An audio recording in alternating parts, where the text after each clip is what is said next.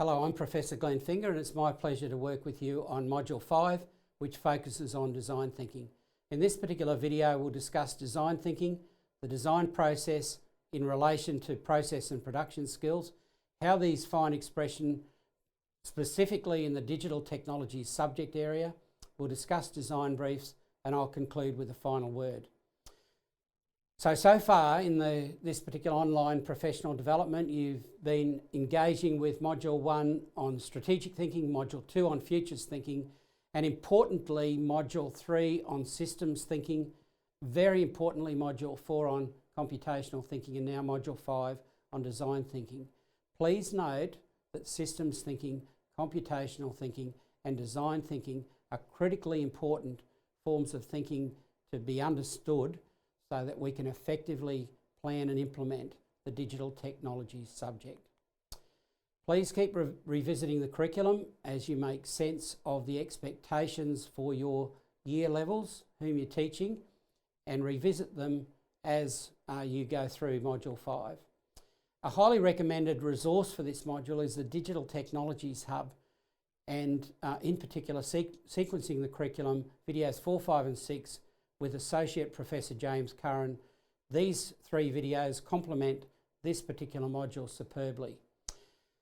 With a relatively new subject area such as digital technologies, it's important that we develop a shared language and understanding of key terms in this subject area among teachers, across a school, across the school system, and importantly with our students, our parents and caregivers and members of our school communities. So if in doubt about any particular terms, please refer to the ACARA glossary. This is also provided for you in the course introduction.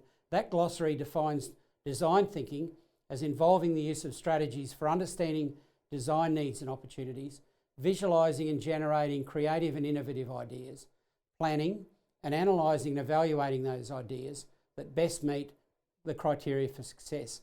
In Module 5.1, the resources to explore section of this website, you'll find various models around design thinking and design thinking processes. The design process, which complements as integral to our understanding of design thinking, is defined as a process that typically involves investigating and defining, generating and designing, producing and implementing, evaluating and collaborating and managing to create a design solution that considers social, cultural and environmental factors. So as you plan and implement the technologies learning area, consider the similarities and differences between design process in the design and technology subject area and the design process in the digital technology subject area.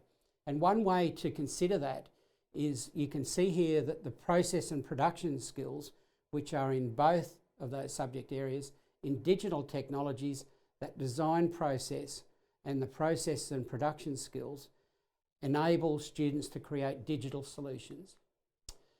In terms of curriculum structure, the knowledge and understanding of digital systems, of representation of data, they're required to complement the process and production skills. And you can see students here creating digital solutions by defining, designing, implementing, evaluating, collaborating and managing through that design process. So this particular module has been deliberately conceptualised around that, those process and production skills. So you can see the next topic in this series, in this module, focuses on investigating and defining. Then topic 5.3 looks at generating and designing. 5.4 and producing and implementing. And you can see that evaluating occurs right throughout defining, designing, implementing, as does collaborating and managing, which is important in a project-based learning approach to this subject area.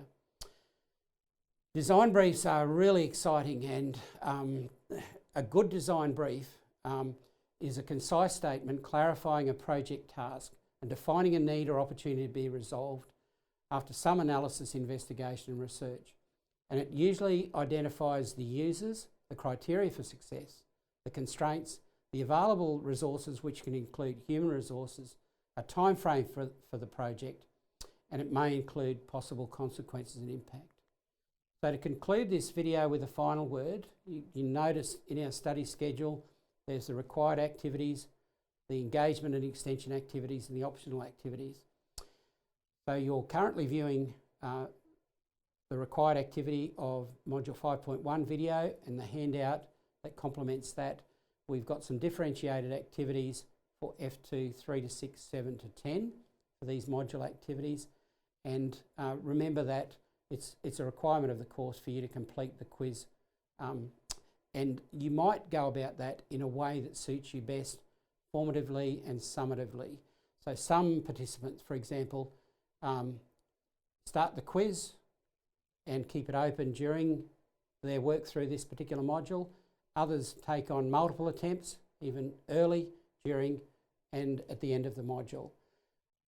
Thank you so much for working with us. I hope you gain a great deal from this particular module, and thank you so much.